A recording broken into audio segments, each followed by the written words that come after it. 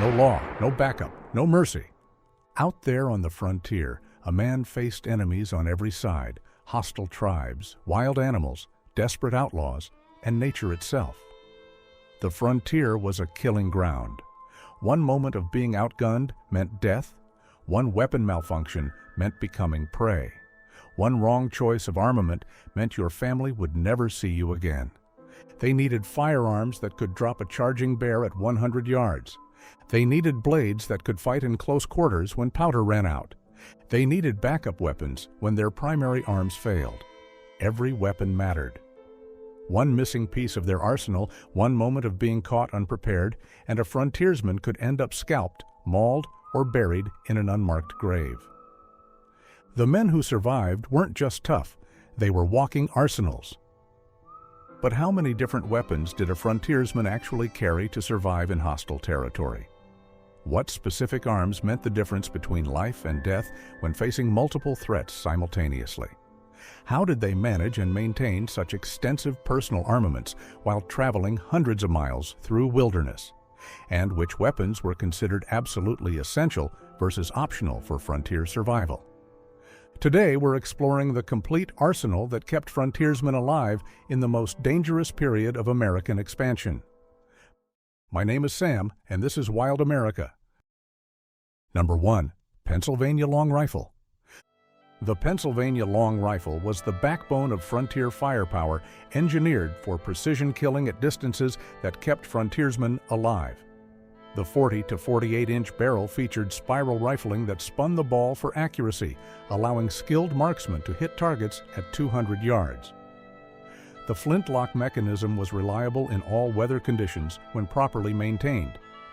The rifle fired a 45 to 50 caliber lead ball propelled by 60 to 80 grains of black powder.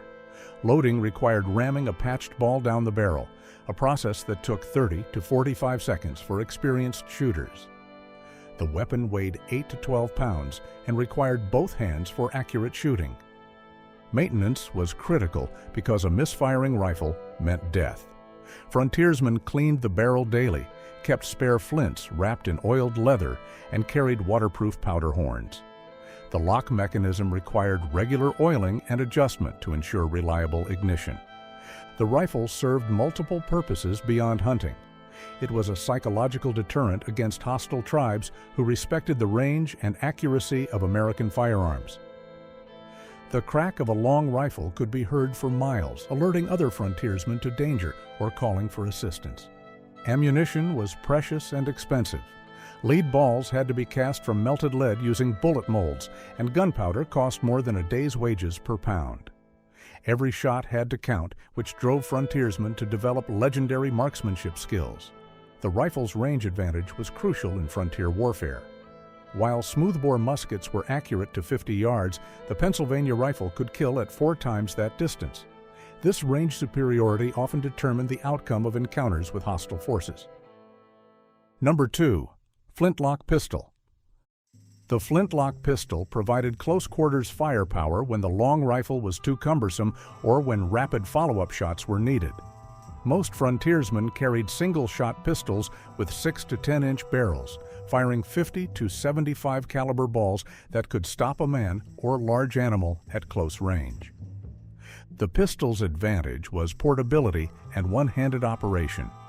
Frontiersmen could draw and fire while controlling a horse, climbing terrain, or fighting in confined spaces where a rifle was impractical. The weapon could be concealed under clothing for surprise attacks or defensive situations. Loading procedures were similar to rifles, but faster due to shorter barrels. Experienced users could reload in 20 to 30 seconds, though most carried multiple pistols rather than relying on reloading during combat. The shorter barrel reduced accuracy but increased maneuverability. The psychological impact was significant because pistols were associated with close-quarters killing. Drawing a pistol sent a clear message of lethal intent, often ending confrontations without bloodshed. The weapon's presence on a frontiersman's belt advertised his willingness to fight. Maintenance requirements were similar to rifles, but more critical due to the weapon's role as a backup. Frontiersmen kept pistols loaded and primed for immediate use, requiring daily inspection of powder charges and flint condition. Moisture was the primary enemy of reliability. The pistol served as insurance against rifle failure. If the primary weapon misfired or broke, the pistol provided immediate backup firepower. Many frontiersmen owed their lives to having a reliable pistol when their rifle failed at a critical moment. Number 3. Bowie Knife. The Bowie knife was the most feared close combat weapon on the frontier, designed for killing efficiency when firearms failed or stealth was required. The blade measured 10 to 15 inches with a distinctive clip point that concentrated force for deep penetration. The steel was hard enough to hold a razor edge while remaining flexible enough not to break. The knife's design optimized both cutting and thrusting attacks. The curved clip point could pierce through clothing and bone, while the straight cutting edge could slash arteries and tendons. The crossguard prevented the hand from sliding onto the blade during thrusting attacks. Combat techniques required extensive training because knife fighting was deadly for both participants.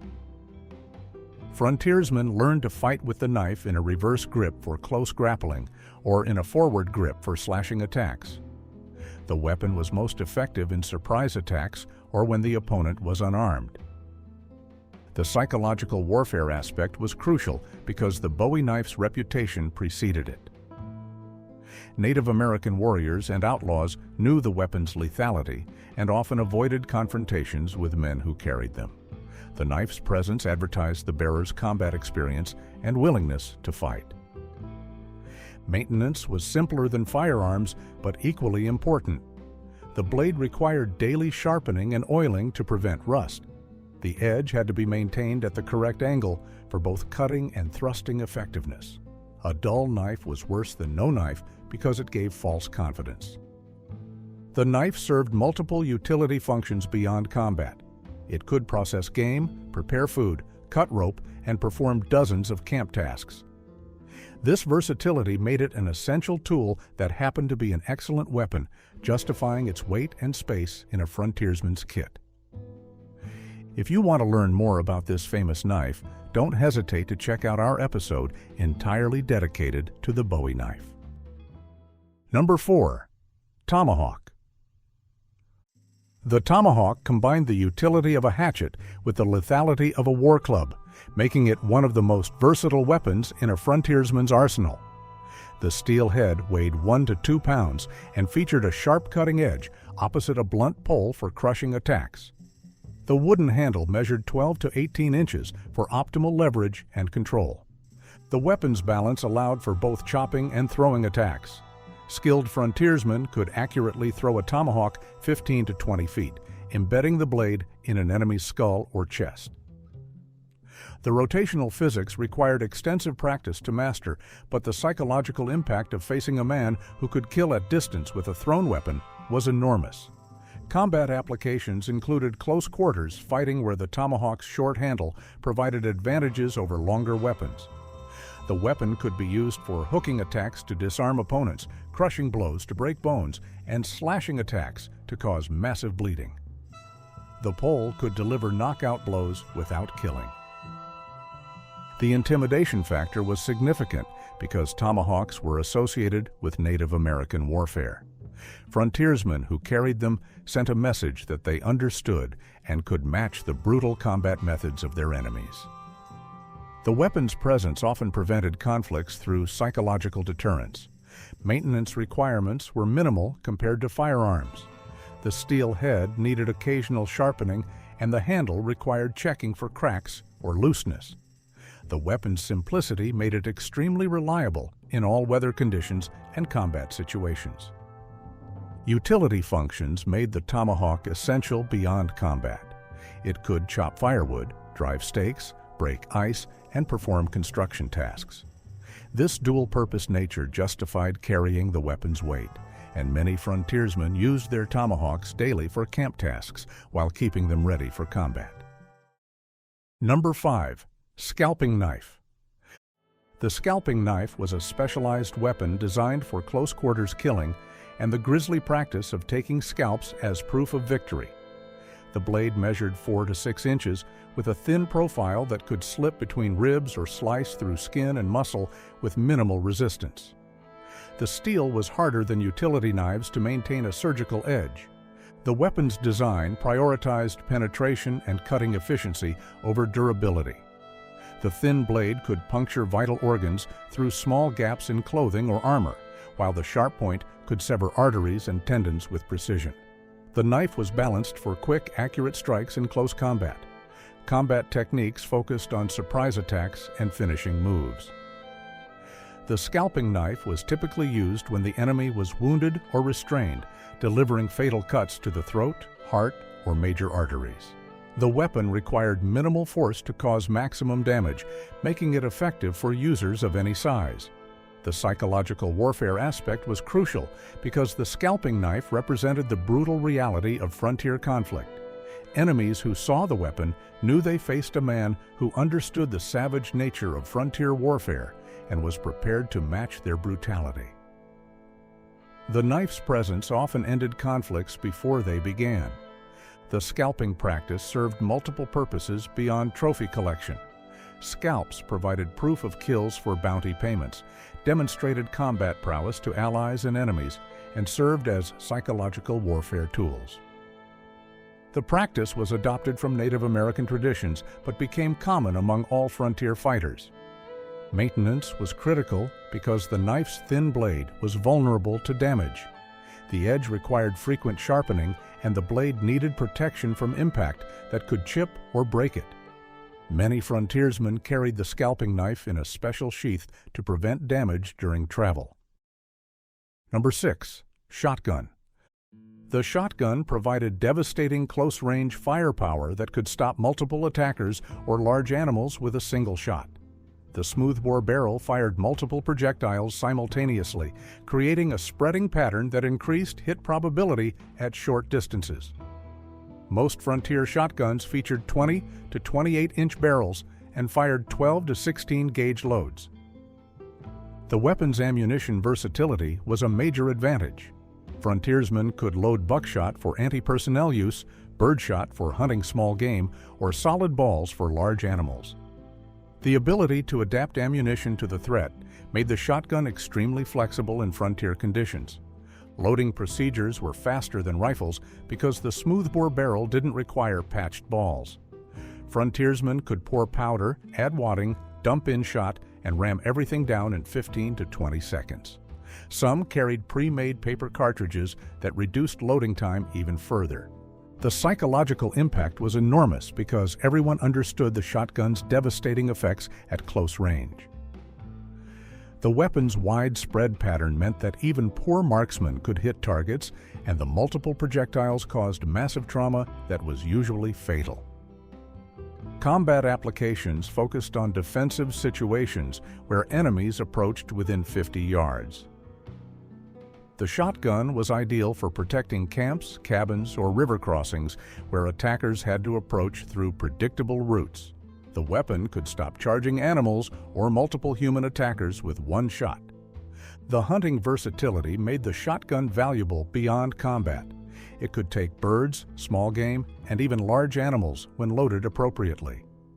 This dual-purpose capability justified the weapon's weight and space in a frontiersman's kit, providing both protection and food procurement capabilities. Number 7. Derringer Pocket Pistol. The Derringer provided concealed firepower in a package small enough to hide in a boot, vest pocket, or sleeve holster. The single-shot pistol measured 3 to 5 inches overall and fired large-caliber balls 41 to 50 that could kill at close range despite the weapon's tiny size. The short barrel sacrificed accuracy for concealability. The weapon's advantage was surprise and last resort capability.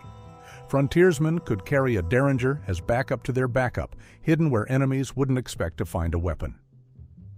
The pistol was often the difference between life and death when all other weapons were lost or disabled. Loading required the same procedures as larger pistols, but with reduced powder charges due to the short barrel.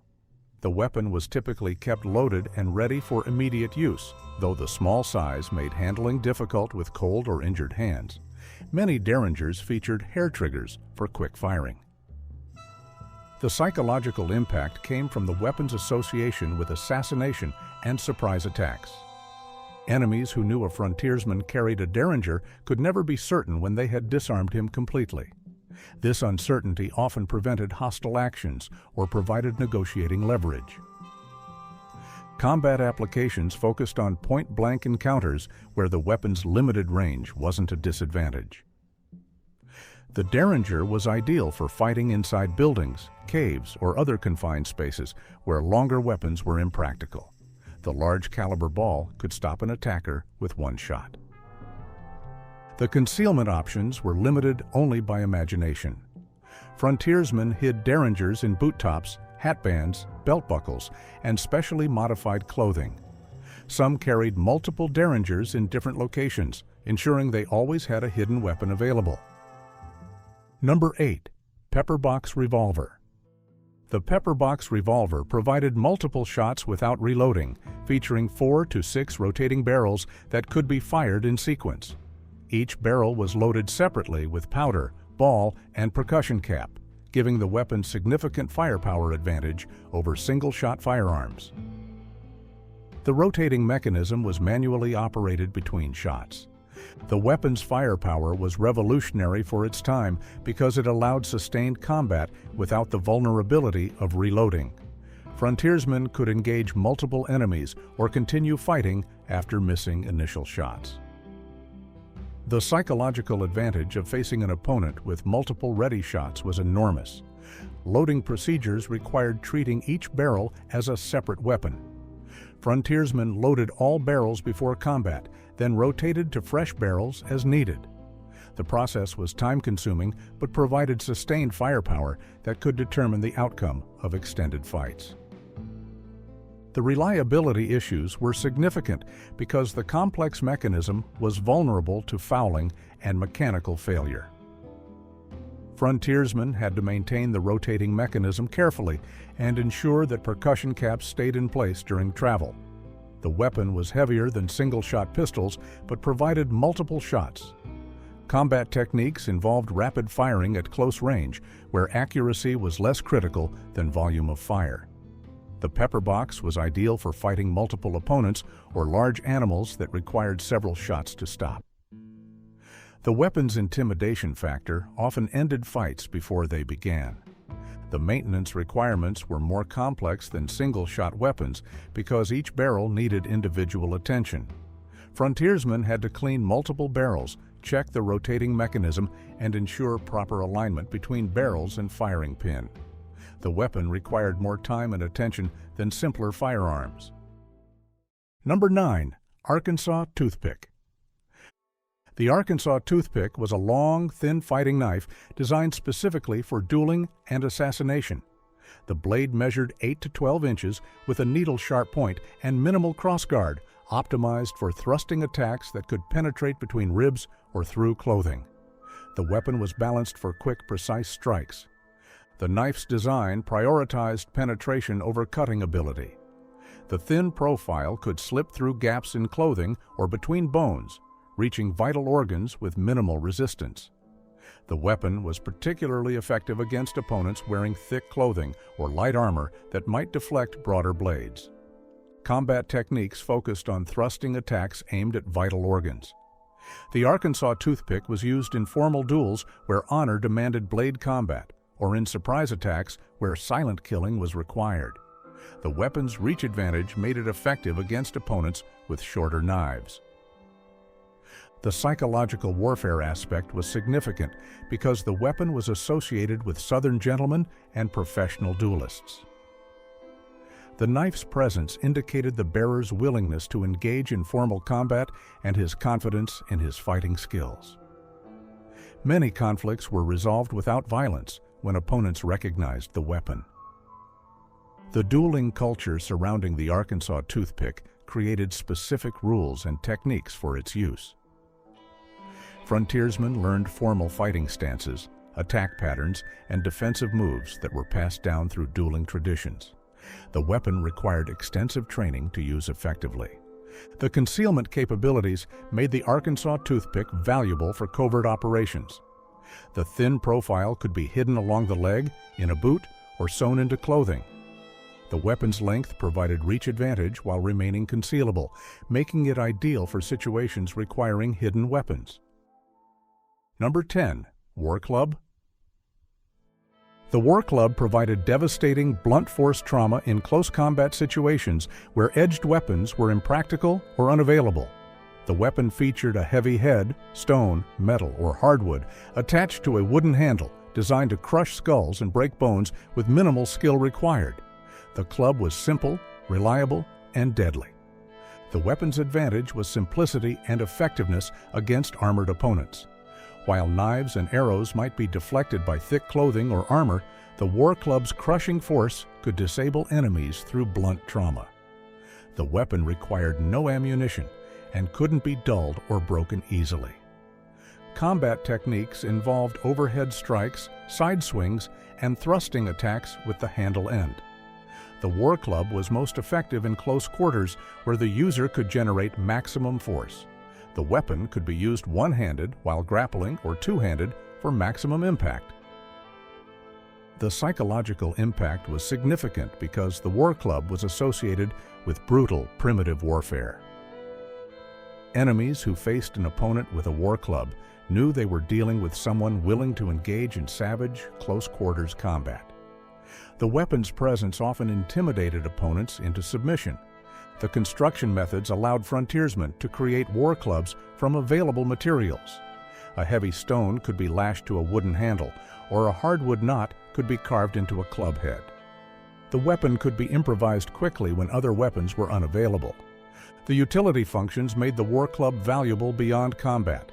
It could drive stakes, break ice, crush bones for marrow extraction, and perform heavy construction tasks. This dual-purpose nature justified carrying the weapon's weight, and many frontiersmen used their clubs daily for camp tasks. Number 11. Sword. The sword provided reach advantage and cutting power in formal combat situations where honor or military protocol demanded blade weapons. Most frontier swords were military sabers or civilian small swords, featuring 30 to 36-inch blades designed for both cutting and thrusting attacks. The weapon required extensive training to use effectively. The weapon's reach advantage was crucial in single combat because it allowed the user to strike opponents before they could close to knife range. The sword's length also provided defensive capabilities, allowing the user to parry attacks and control distance during combat. The psychological impact of facing a skilled swordsman was enormous. Combat techniques included cutting attacks aimed at limbs and torso, thrusting attacks targeting vital organs, and defensive parries to deflect enemy weapons. The sword required both hands for maximum effectiveness, though some frontiersmen learned to fight with sword and pistol simultaneously. The military heritage of most frontier swords meant they were designed for battlefield use against multiple opponents. The weapons featured robust construction that could withstand repeated impacts and maintain their edge through extended combat. Many swords were family heirlooms with proven combat history.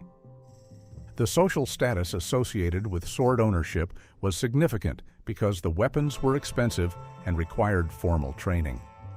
Frontiersmen who carried swords advertised their military background, social standing, and commitment to honorable combat.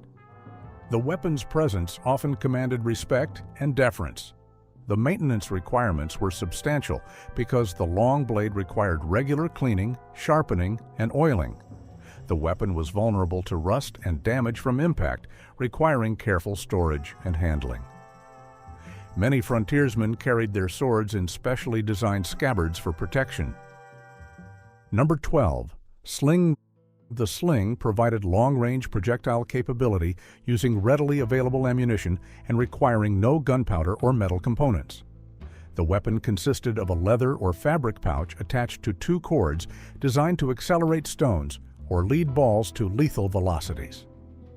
Skilled slingers could achieve accuracy comparable to firearms at moderate ranges. The weapon's advantages included unlimited ammunition availability, silent operation, and independence from manufactured components. Frontiersmen could gather stones anywhere and use the sling for hunting or combat without alerting enemies to their presence. The weapon was lightweight and took up minimal space in a kit. The technique required extensive practice to achieve accuracy and power. Slingers learned to spin the weapon overhead or to the side, releasing one cord at the precise moment to launch the projectile toward the target. The timing and coordination required made the sling difficult to master, but devastating in skilled hands. The ammunition options included stones, lead balls, clay pellets, and even incendiary projectiles. Different ammunition types provided various effects: stones for stunning, lead balls for penetration, and clay pellets for non-lethal capture. The versatility made the sling adaptable to different tactical situations. The historical precedent gave the sling credibility because biblical and classical warriors had used similar weapons to defeat armored opponents. Frontiersmen understood that proper technique could generate enough force to kill large animals or penetrate armor, making the simple weapon surprisingly effective. The stealth capabilities made the sling valuable for hunting and covert operations. The weapon operated silently and left no powder residue or muzzle flash to reveal the user's position. Skilled slingers could take game or eliminate sentries without alerting nearby enemies to their presence. These 12 weapons weren't just tools, they were a complete survival system that kept frontiersmen alive in the most dangerous period of American expansion. Today, when modern society fails and we face threats from multiple directions, the same principles of redundancy, versatility, and preparedness can save our lives. The frontiersmen who mastered these weapons understood a fundamental truth. In a hostile world, your arsenal is your insurance policy, and being outgunned means being dead. Until next time, stay curious, stay prepared, and remember, this is Wild America.